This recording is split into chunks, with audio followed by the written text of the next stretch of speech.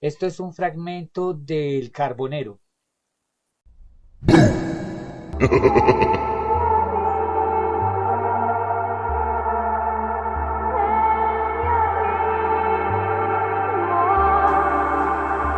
El frío vaivén del viento le arropaba. La barba larga y desordenada simulaba la presencia de un rabino frente a su escuela sabática. Su forma de expresarse a manera simple y transgiversada hería el verbo con el embrujo enigmático y el color de su voz cansada de tanto oscurantismo.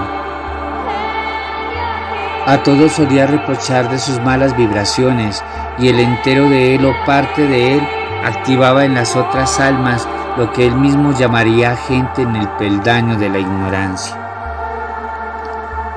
Todos, salvo el mencionado, estaban equívocos en los conceptos de vivir en plena armonía. Su mirada fantasmal y perdida en el cristianismo de su humanidad despejaba en las cuencas de los otros ojos el asombro de la sabiduría. No era mala su enseñanza budista mezclada en su otro yo en el orden del ocultismo, porque más que una pócima alquimista y una pizca de principio cabalístico, enseñaba en el Ramayana el orden de los espíritus. Se quedaba pensando, acariciando su barba espesa en la cual se hubiera perdido algún bicho, quizás acomodando la idea herética a reproducirse en una energía sintética que quedaba a la deriva, sin saber a qué bando recurrir, pues por deberle favores a los mortales y tenerle miedo a los poderosos del bajo mundo, hubiera vivido un poco más para alcanzar la sabiduría del Zohar, cuya presencia estaba muy lejos de su alcance. Conforme al corazón de Dios era su nombre, pero sus actos mismos le negaban, a partir de la conciencia brillante sustentada en los conceptos humanos que le sumaron en la experiencia de su vida cognitiva, verificada en el profundo agujero de su sombrero de ala. Entonces contemplaba el cuadro, uno lleno de llamas que se salían por el marco y le obligaban a cabalgar al jinete en su caballo hasta perderse dibujado en el lienzo tras la llanura sombría y quejambrosa de su mística laguna supersticiosa. Quedaba el germen de los temores, un hechizo que con simpatía había logrado colarse en su fanática y romántica santería.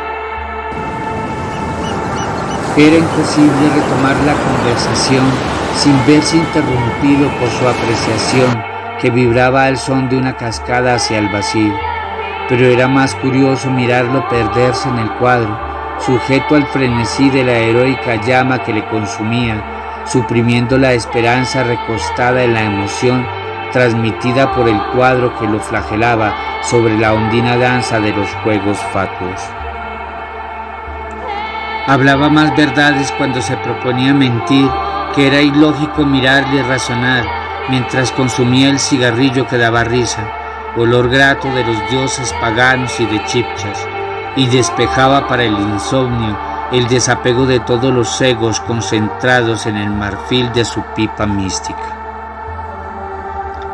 Tal vez por simple curiosidad, intentaba llegar a la 10ª dimensión, donde Samael extendía desde el 5º cielo litúrgico su espada con punta de cristal para instruir e inspirar la interrumpida vejez de sus letras, pero acudía a socorrerle en alguna coma o en algún punto suspensivo alejado del renglón,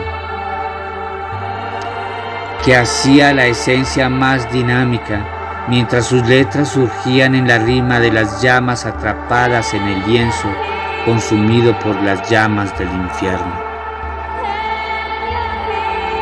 No podía comprender si era pastor, rabino o sacerdote.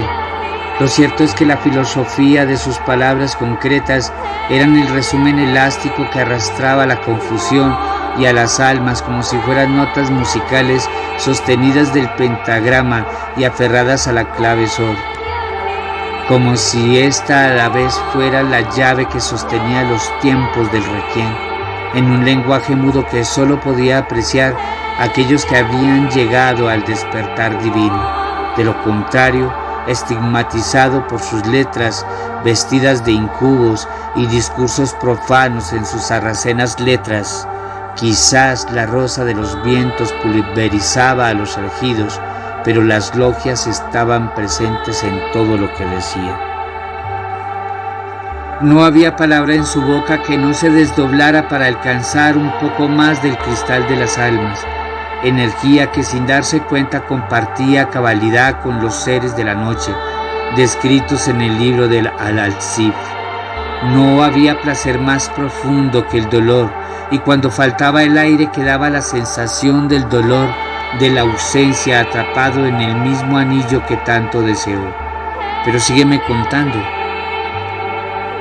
Expuesto a los jinn o a los dijin, su apariencia ósea intentaba alcanzar el espectro del conocimiento, ese mismo que luchó con Jacob de Padán Aram y al cual él mismo le llamó Mahanajin.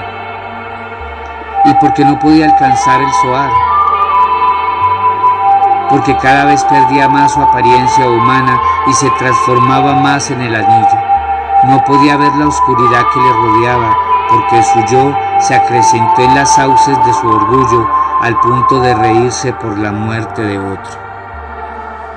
Pero quizás se reía sin querer, la risa quizás se atribuía a sus nervios. Con culpa o sin intención, se fue agregando a su sistema linfático ese excremento del escarabajo dibujado por la boca de Franz Kafka. Había aprendido a hacer los ojos de la eterna noche.